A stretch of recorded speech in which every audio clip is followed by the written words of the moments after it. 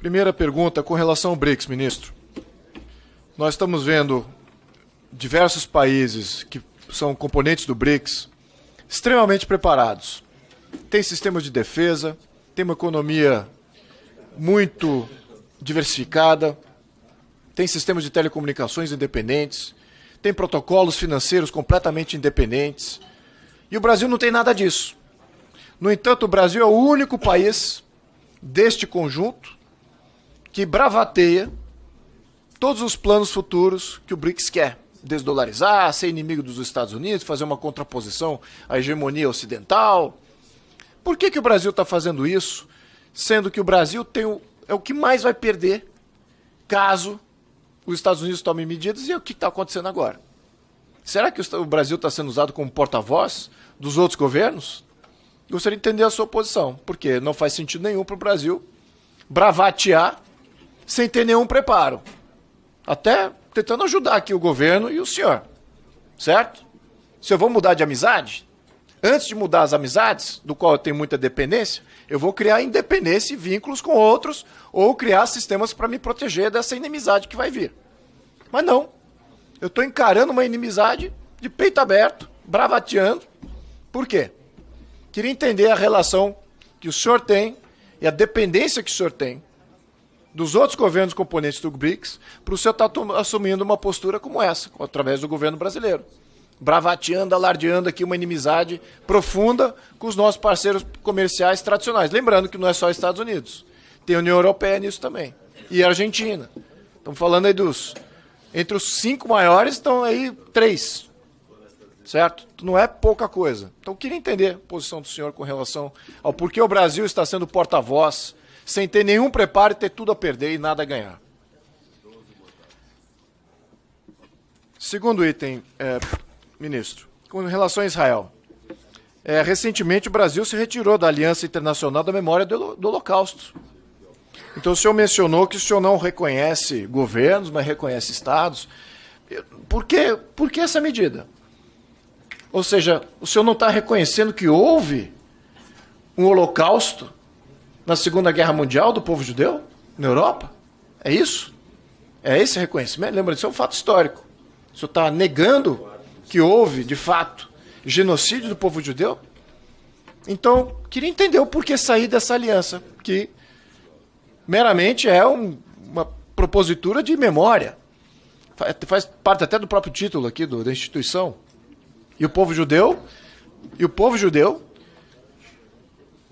foi extremamente prejudicado com essas medidas. Mudou completamente a vida do povo judeu. E demonstrou que, de fato, dentro das forças políticas, mesmo com a extrema racionalidade, se pode adotar medidas irracionais de execução sumária de inocentes, como foi na questão do genocídio criado pelos nazistas. Então, o Brasil saindo disso é uma medida política em favorecimento dos outros governos. Nem sequer governos são grupos terroristas. Porque eu também não vejo muitos governos agora nessa nova aliança islamista que está acontecendo. Não estou vendo eles tão anti-Israel como antes. Estou vendo até muito mais pró-Israel como antes. Quem está sendo anti-Israel é o Irã e grupos terroristas que o Irã comanda, do qual o seu governo faz parte e é amigo.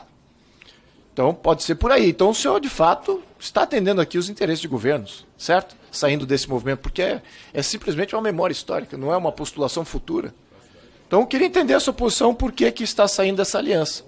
Tá? Porque é um item de consternação muito grave e não representa o Brasil, na sua totalidade. Isso é uma parcela do governo brasileiro que defende isso aqui. Tá? Não é o povo brasileiro que está defendendo isso aqui, essa saída não. Defendemos sim o reconhecimento do genocídio do povo judeu que aconteceu na Segunda Guerra Mundial. É assim que o povo brasileiro quer se posicionar. E esse governo, unilateralmente, sem até uma chancela dos demais deputados, demais senadores, saiu dessa aliança de uma maior reconhecimento histórico de um povo que estava clamando aqui pela sua liberdade e foi cerceada no seu mais alto grau. Terceiro item. Itaipu e Paraguai. O senhor está ciente do que está acontecendo em Itaipu e Paraguai, né? Como é que Itaipu está sendo usado exatamente para desviar verbas que deveriam estar sendo usadas em Itaipu, mas para financiar a campanha eleitoral, para fazer tudo menos investimento em Itaipu. Vários prefeitos se beneficiam, vários partidos do centro, que também poderiam estar assinando uma CPI, não assinam porque os seus prefeitos recebem dinheiro de Itaipu para fazer política pública, fora do arcabouço fiscal, em violação do arcabouço fiscal. Enfim, uma pedalada fiscal 2.0. É isso que está acontecendo, e Itaipu é um dos instrumentos para isso. Só que o MRE está no meio disso tudo, porque o Paraguai não envia o seu embaixador para cá, exatamente porque Itaipu não dá transparência. Itaipu não está dando transparência. O governo brasileiro, especificamente o ministro das Relações Exteriores, não está indo adiante com o que é necessário de criar uma comissão binacional, o que já foi tomada essa decisão no Paraguai, mas precisamos de uma comissão binacional criada aqui no Brasil, acordo já foi assinado em 2021, e está sentado no escritório do ministro das Relações Exteriores. Ele não vai adiante, então ele é, sim, vinculado aos desvios praticados por Itaipu. Eu queria saber da sua posição com relação a isso. O senhor acha que o Brasil é um bom parceiro? Sem dar transparência aos parceiros? Eles têm 50% de uma outra empresa, eles não sabem absolutamente nada do que acontece em Itaipu. E estão pedindo transparência. Quero saber o que é usar, como é que esse dinheiro é usado. E aqui eles ficam sabendo pela imprensa nacional que o dinheiro é usado para comprar bola de futebol superfaturada, para fazer uma série de financiamento de ONGs, compra de terras. Isso não é a missão principal de Itaipu. E eu, como parceiro, se eu fosse o Paraguai, dizia assim, que péssimo parceiro é o Brasil. Você entraria em negócio com qualquer país, ministro, que tivesse esse grau de intransparência, esse grau de uso de dinheiro público, ou ao menos de dinheiro dessa estatal, que é de interesse público do Paraguai? O senhor estaria fazendo um bom uso da sua missão como ministro, de entrar numa parceria como essa? Estamos sendo um bom parceiro para o Paraguai, ministro? De facto, ministro. De jura, não. Sabemos isso. Está pacificado esse tema, né? Gostaria de saber a sua posição com relação a isso, tá? Muito importante aqui. E, claro, o embaixador do Paraguai não vem especificamente por causa disso. Porque não há transparência na questão de Itaipu. E está certo ele. Vamos dar razão aqui ao governo paraguaio e ao embaixador paraguaio. O último item, ministro. Com relação à Venezuela, Maduro, a pergunta é muito simples. Eu acho que foi em 2023, né, que o acordo de Barbados, que o senhor também protagonizou, esse acordo de Barbados, para ter eleições livres na Venezuela. O senhor foi signatário, foi um protagonista, testemunha, mas acho que o senhor teve influência ali, né? Bom, agora o mundo reconhece que Venezuela não teve eleições de fato livres e transparentes. Eu queria saber a sua postura com relação a essas eleições na Venezuela. Se foram livres e transparentes, tal qual o Acordo de Barbados, do qual o senhor foi protagonista. Sim ou não? É a resposta simples. Segundo, se Maduro, agora perseguido como narcotraficante, que é, e que está sendo perseguido, pedir asilo aqui no Brasil, qual a sua postura? O senhor vai abrigá-lo? Queria saber essa sua resposta. Meu caro ministro, nós sabemos que estamos em transição. Está óbvio as medidas do governo para sair do grupo de amigos do Ocidente e entrar para o grupo de amigos dos stalinistas, dos ditadores, dos multipolares, que é a nova palavra. Sabemos disso, estamos vendo, está óbvio pelas decisões. Só que você criou, pelas suas medidas, através do governo, grandes inimizades com seus antigos amigos, que era o Ocidente. Muito bem. Estamos, então, em normalidade? Tá, é normal essa transição? Ou será que essas medidas e essa transição vai gerar prejuízo para o povo brasileiro, para o Brasil, de maneira direta, que é o que estamos vendo nos avizinhar? Tanto do nível de cessamento de qualidade de vida do brasileiro, qualidade de passaporte de brasileiro, e muitos deles estão entendendo que aqui no Brasil não é mais um país livre, é um país sim controlado por uma ditadura de governo e judiciário, e aqui não temos liberdade. É por isso que muitos estão saindo do Brasil. Isso está pacificado. E o passaporte brasileiro está valendo muito menos.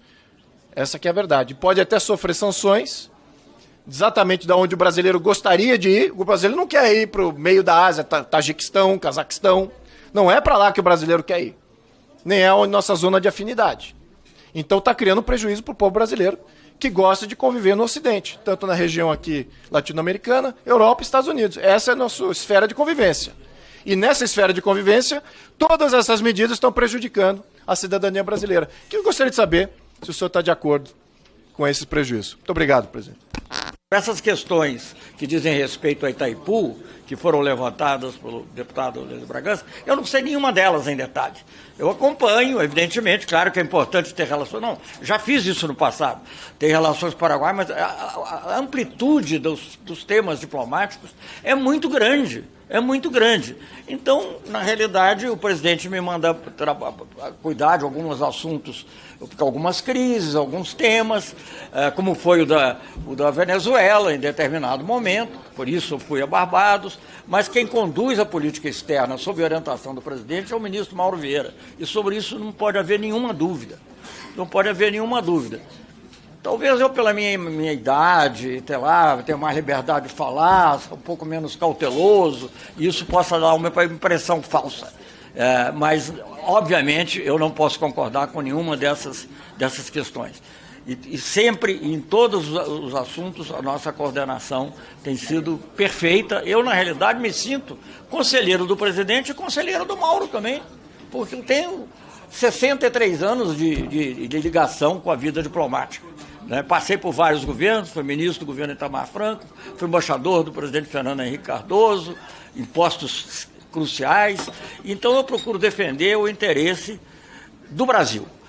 Claro que a gente pode discordar, e é por isso que eu vou tentar dar algumas respostas aqui ao que foi falado. Não sei se vou... agradeço até os que se referiram da discordância com gentileza e respeito, que é como eu também pretendo tratar. Agora, eu vou responder algumas das questões que eu não sei se eu vou poder receber todas. Bom, com relação à Venezuela eu já falei muito, mas o nosso objetivo aqui era tentar pacificar. Nós mantivemos um diálogo muito importante com o presidente Chávez. E graças ao... Aliás, não foi sozinho. O presidente Lula, quando propôs um grupo de amigos da Venezuela, ele propôs e foi imediatamente aceito por todos, inclusive pelos Estados Unidos. O Colin Powell, na época... Eu fui a uma missão na OEA, ele deu uma entrevista coletiva comigo para ver se que aquela era a solução, porque o grupo de amigos foi o que permitiu que houvesse o referendo revocatório, enfim, uma longa história. Eu não estou dizendo que... Você não precisa concordar com todo mundo. Nós tínhamos uma boa relação com o Uribe, ele agora até está condenado por corrupção, mas ele era de extrema-direita, de direita, vamos dizer, não sei se é extrema-direita. Mas vinha aqui, cada vez que ele tinha um problema, ele não ia para Washington. Ele vinha ao Brasil, porque ele sabia quem podia conversar com o Chávez e ajudá-lo a resolver um problema lá na fronteira, ou do que ele dizia que era apoio às Farc, sei lá, era o Brasil, não era os Estados Unidos. Até hoje a gente ouve, às vezes ouve, digamos assim, em voz baixa, porque as pessoas têm muito medo de ser punidas, mas houve até de autoridades americanas que o único país que pode ajudar numa solução da Venezuela é o Brasil. Mesmo nos Estados Unidos tem duas linhas. Os Estados Unidos tem um enviado especial do presidente Trump negociar o petróleo lá, e troca prisioneiros ou outras questões, e vai um outro dizer que tem que praticamente invadir, não sei se usa essa palavra, mas enfim, que é colocar força militar. Então, essas questões da diplomacia não são questões simples, não são questões só como escolher um time de futebol. Então a gente tem que entender com quem a gente pode conversar. Aliás, o Kofi Annan, que foi secretário-geral da ONU, ele dizia uma frase que eu gosto muito, eu acho que é um grande ensinamento. É preciso a gente saber conversar com os adversários, com os amigos não precisa, tá? É só ir seguindo, fazendo e tal, vai tudo mais ou menos. Então eu acho que é preciso ter esse tipo de relação. E eu acho que a gente tem que ter esse tipo de relação. Houve uma referência à capa que eu escrevi ao Hamas, eu não sei se eu estava certo ou errado, mas naquele momento, em primeiro lugar, é o seguinte: a maioria da população na Palestina, incluindo na Cisjordânia, apoiava o Hamas. E aquilo era um processo um processo de negociação de paz. Como é que você poderia trazer esse processo para uma coisa mais importante, que era o reconhecimento do Estado de Israel? Era esse o nosso esforço. Então, como havia uma ala, aparentemente perdeu, mas aliás há muitas versões sobre também, digamos, a ação do 7 de outubro, né? a relação do 7 de outubro, e inclusive informações de inteligência que não foram levadas em conta. Mas o nosso objetivo era encontrar a paz. O governo da OTAN, como o da Turquia, tinha um representante do Hamas lá. Então você tem que conversar com seus adversários, você tem que conversar com aqueles com quem você discorda. E isso é válido para todos, a não ser quando chega uma situação extrema. Hoje em dia não há condições de conversar, obviamente. Mas também não há condições, praticamente, não estou comparando, cada um tem seu nível, com o atual governo israelense. Isso não é uma noção só do brasileiro. Os países europeus, progressivamente, como eu já disse aqui, não quero me repetir. Mas, enfim, alguém alegou aí, eu já me lembro, desculpem aí, eu mantive a lista, de que o Brasil não reconhece o Holocausto. Reconhece, obviamente que reconhece, deplora. O presidente Lula visitou o Holocausto, eu visitei, já tinha visitado antes, e visitou o Museu do Holocausto. Foi abrir aqui uma entidade também voltada para isso. A minha opinião é a opinião de muitos judeus, a não instrumentalização do antissemitismo. Michel German é uma pessoa totalmente respeitada, ninguém vai dizer que ele é, não sei, uma coisa que eu tenho que repudiar, mesmo não sendo da minha alçada, estava aqui é a ideia de que o governo do presidente Lula pode ter sido financiado pelo narcotráfico. Isso aí eu tenho que repudiar, mesmo sendo um assunto fora, digamos assim, da minha alçada. Isso não tem condições. Então, nós temos procurado dialogar com todos. Eu digo que hoje em dia é muito difícil, mas não foi assim. Eu tive com Ariel Sharon, pouco depois da retirada das... Estou me estendendo muito, você me fala, mas é porque... Pouco depois da retirada dos assentamentos em Gaza, foi uma conversa normal. Discordamos em muitos pontos, concordamos em outros, mas havia diálogo. Hoje em dia não há. Não é só o Brasil. Não é o Brasil, os países, crescentemente, países europeus, a Alemanha, que coloca isso como uma questão de Estado, diz que não vai vender armas que possam ser usadas em Gaza. Né? Sem falar em vários países que tomaram a decisão recente de Espanha, França, Eslovênia, Irlanda, não vou lembrar de todos, de reconhecer o governo palestino. Então, a nossa posição sempre foi uma posição pelo diálogo, sempre foi a favor do diálogo, sempre foi a favor do reconhecimento de dois Estados, vivendo em segurança um com o outro, e vizinhança, e de maneira viável. Essa sempre foi a nossa posição e não mudou. Alguém mencionou, um outro deputado, acho que não está aqui agora, mencionou o Irã. Nós não fizemos o acordo em 2010 por ser amiguinhos do Irã. Nós tínhamos uma relação até relativamente pequena com o Irã, até cresceu muito durante todos os governos, econômico, comercialmente, inclusive o último governo. Aquilo foi um pedido que nos foi feito pelo presidente Obama. E em certo... Não sei se o senhor também fez essa pergunta. Posso fazer uma questão de ordem, presidente? Independente do relato o ministro pode finalizar a fala dele e depois Vossa Excelência faz a sua questão de ordem. Mas é exatamente sobre isso. Mas vamos deixar o ministro terminar o raciocínio, daí eu passo a palavra a Vossa Excelência. Eu, enfim, acho que foi o deputado que falou antes do senhor. Mas de qualquer maneira, quer dizer, nós nunca fomos amiguinhos do Irã. Amiguinhos, no sentido de ficar defendendo o Irã. Nós defendemos, sim, uma solução pacífica para o programa nuclear iraniano. Eu estava com o presidente Lula na Itália, em 2009, quando o presidente dos Estados Unidos, Barack Obama, disse assim, 3 frases, mais ou menos, né, que eu estou falando de cor, obviamente não anotei na hora, 3 frases. Eu estendi a minha mão e não foi correspondido. O programa nuclear iraniano é o mais grave problema de segurança atualmente no mundo. E eu preciso de amigos que falem com quem eu não posso falar. Então, presidente, assim respondendo parte também a uma pergunta sua, nós temos que falar com outros estados. Volta ao Kofi Annan. Você não precisa falar com os amigos. Você pode, deve, é agradável. Mas você tem que falar com os diferentes, com os adversários, com todos. E na questão do Irã, não vou dizer que nós éramos adversários, mas nós estávamos ali a pedido dos Estados Unidos, e quando houve uma dúvida, o presidente Obama mandou uma carta que depois eu fui obrigado a vazar, para impedir que prevalecesse mentira, mandou uma carta reiterando os pontos que ele queria que o Irã seguisse. E ele seguiu, surpreendentemente. Eu conheci a pessoa que eu acho que provavelmente escreveu a carta do Conselho de Segurança Nacional norte-americano. Eu falei, eu sei porque que vocês escreveram a carta. Porque vocês acharam que a gente ia e não ia conseguir. E aí vocês iam dizer, nem o Brasil e a Turquia, que é um país da OTAN, mas é um país mais... conseguiram. E portanto, teriam mais crédito para continuar sancionando o Irã.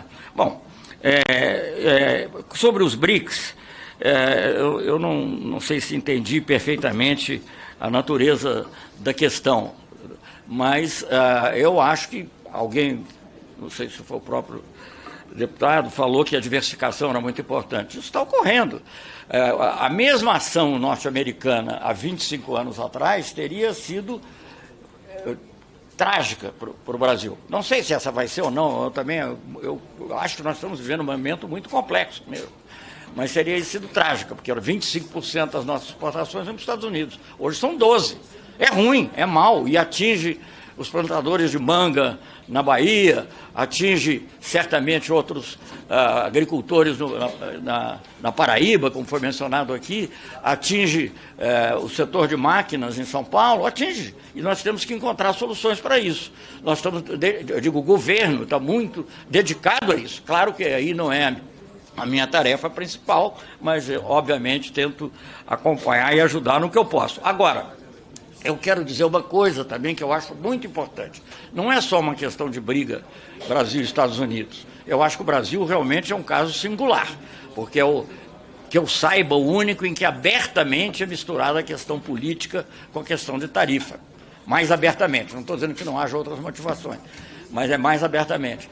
Mas a própria ação inicial de aumentar tarifas, unilateralmente, decreta o fim da Organização Mundial de Comércio.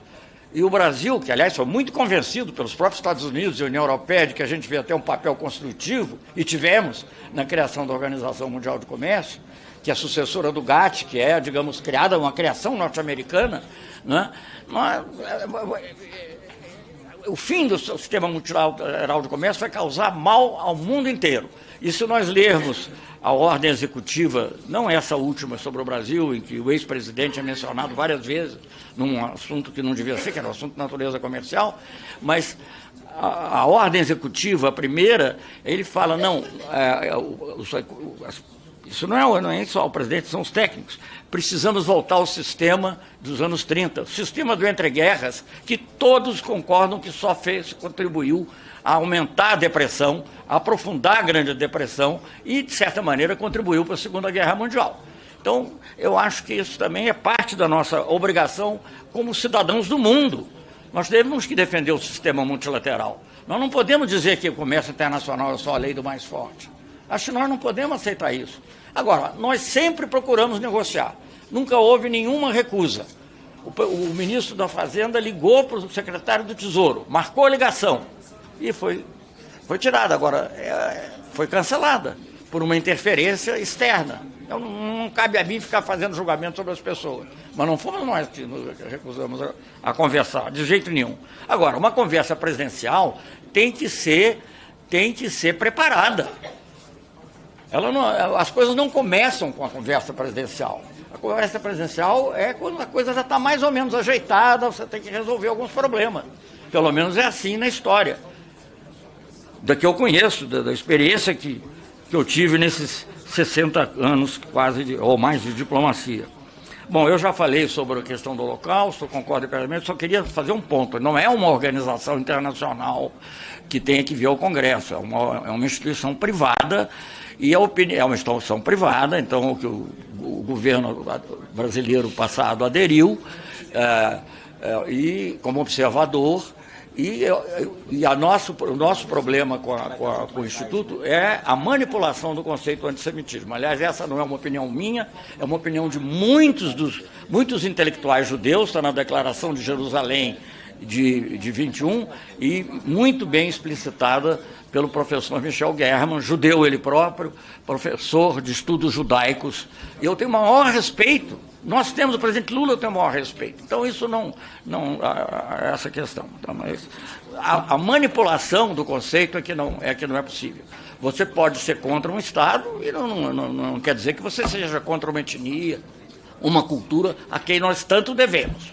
Tanto devemos, em todos os sentidos. Eu fui ministro da Defesa e eu visitei lá os mortos judeus que lutaram no Exército Brasileiro.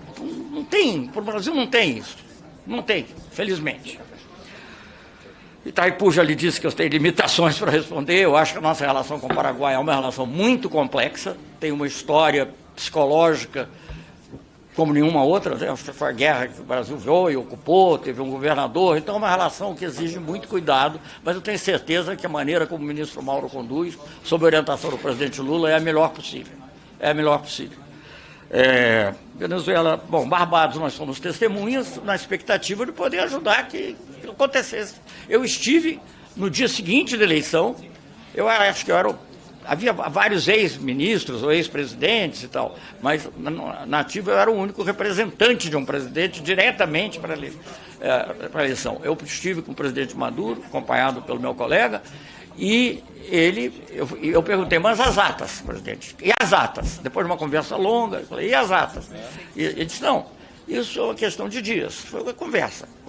Como estávamos só nós dois e duas pessoas do lado dele, ele pode ter outra versão, não sei. Mas isso foi dito. O que acontece depois? Eu fui muito criticado, aliás, pela esquerda no Brasil, que queria que a gente reconhecesse. Nós dissemos, nós reconhecemos estados e não governos. Vamos manter uma relação realista, uma relação que permita defender os nossos interesses, como estamos fazendo agora na tarifa que Vossa Excelência, que o presidente mencionou, mas para isso você tem que ter relações, você tem que ter um embaixador lá, você tem que ter alguém que possa falar. Houve um telefonema de alta autoridade do Brasil para o seu correspondente na Venezuela, mas só foi possível porque tinha embaixadora lá, aliás, de grande valor. Então, é essa a situação. O mundo realmente está passando por uma transição, mas eu acho que eu proporia que isso deixe de ter problema, porque é muito complexo. Aliás, a questão de multipolaridade não é uma expressão da esquerda. Os franceses falam disso, os franceses que eu digo até de direita, ou de centro, sei lá, né? Você pega um homem como Dominique de Villepin, que foi ministro do exterior da França no governo Chirac, ninguém vai dizer que o Chirac era de esquerda ou comunista, ele fala sempre de multipolaridade. Estou dando um exemplo que é uma pessoa que poderia falar de muitas outras. O Marco Rubio disse esses dias. O Marco Rubio. É verdade. O Marco Rubio é uma advertência. Olha, acabou o mundo unipolar, nós estamos no mundo multipolar. A questão é como saber como você maneja isso.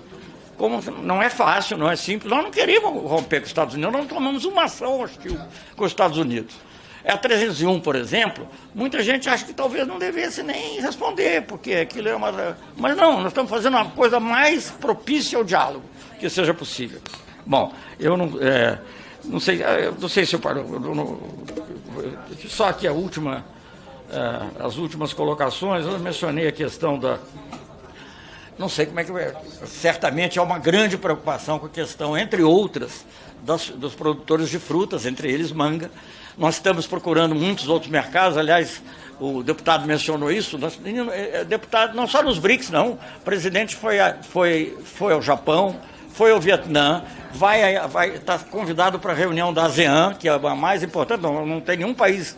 Hoje em dia são todos países amicíssimos dos Estados Unidos, a maior parte deles, o Vietnã talvez até um dos mais amigos, não sei. Então não é um problema ideológico, eu acho que é uma questão prática. Os países têm que ter independência, se você não tem soberania, se você não tem dignidade, aí acabou como país.